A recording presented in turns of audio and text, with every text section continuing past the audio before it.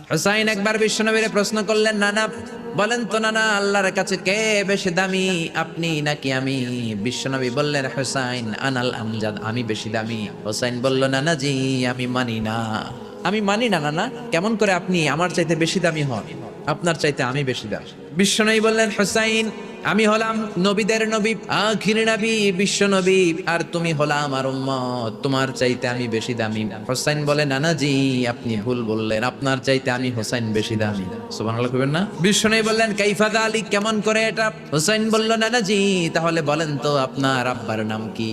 বিশ্বনবী বললেন, আমার আব্বার নাম হলো আব্দুল্লাহ। কি নাম? হোসাইন বলেন, আনা খালি আব্দুল্লাহ, খালি আব্দুল্লাহ, সামনেও কোনো টাইটেল নাই পিছনেও কোনো টাইটেল নাই।